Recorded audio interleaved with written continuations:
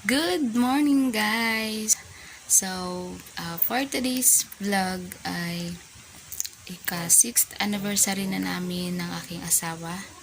And wala po kaming mga ganap ngayon, wala po kaming ginagawa. Dito lang kami sa bahay, nag-absent siya, day off ko naman.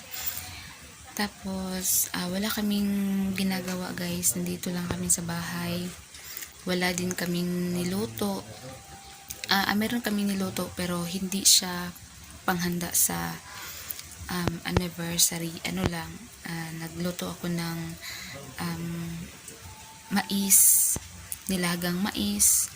Tapos, yun lang. Tapos, ito lang ang aming ulam. Kalamunggay na may kalabasa. And, nilagyan ko ng noodles. Ayun. Yun lang ang panghanda namin sa anniversary namin guys. So ayun guys, kumain na yung aking asawa. Ito lang ang aming handa sa aming anniversary. So yan. Ano kasi guys, sa hirap ng panahon ngayon, so parang naisip ko na hindi naman siya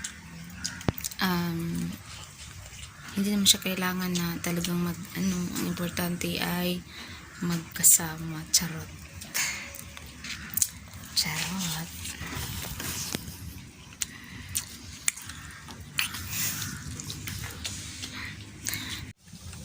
So ito guys, dito lang ako sa nagluto kasi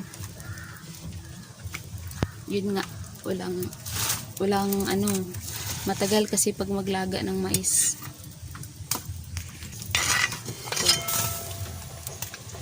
Yun.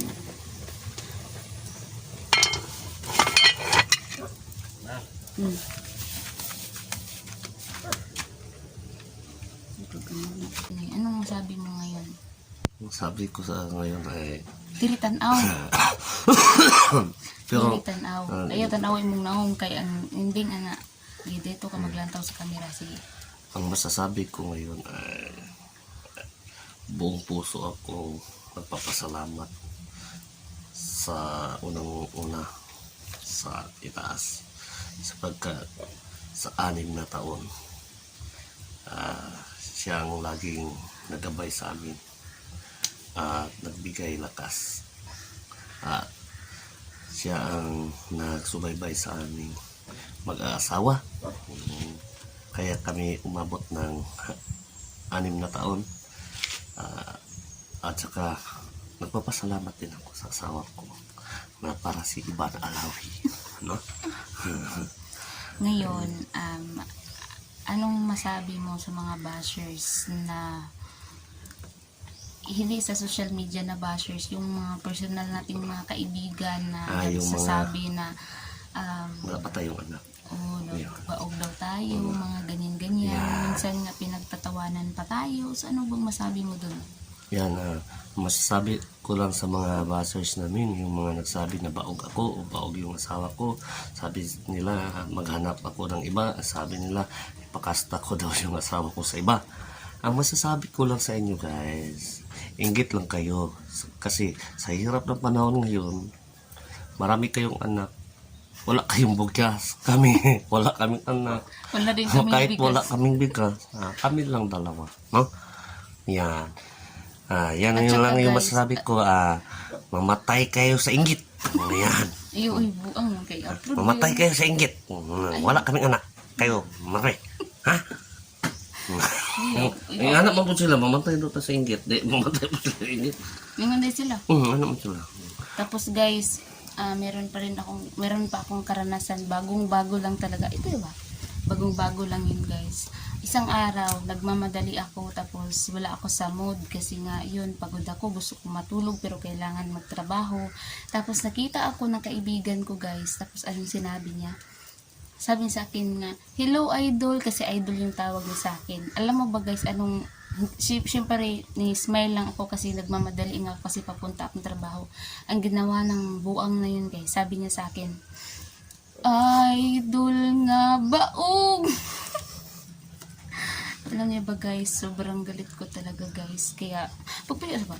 Sobrang galit ko talaga ng mga panahon na yun. Sinabi ko talaga sa kanya na, tarong-tarong akong bugal-bugal ha. Kay basin ug mahinahikan ta kayo nang sinabi ko sa kanya guys. Hanggang ngayon guys, hindi ko na siya pinansin. Kasi ayoko sa mga taong ganyan. So, Guys, yun lang. at pahabol din guys sa mga bashers namin, sa lahat ng mga nanira sa amin na wala pa kaming anak. Guys, at least kami maligaya kaming nagsasama, no?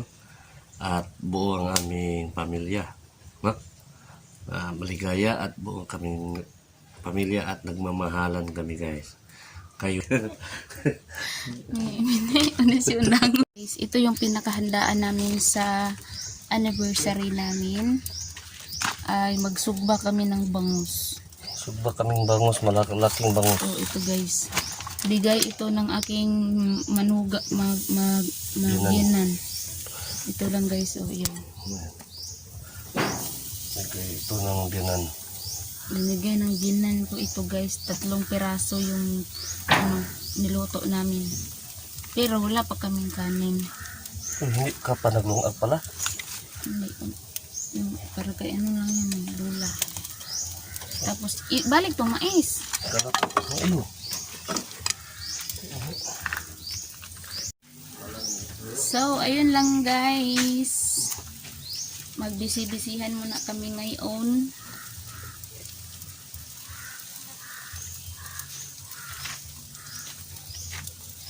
Diba, nice kayo na stand.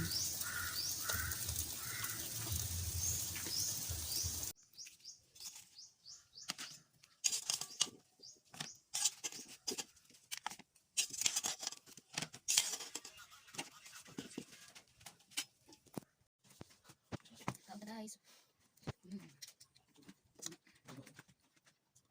Guys. Siguro na yan, kaon.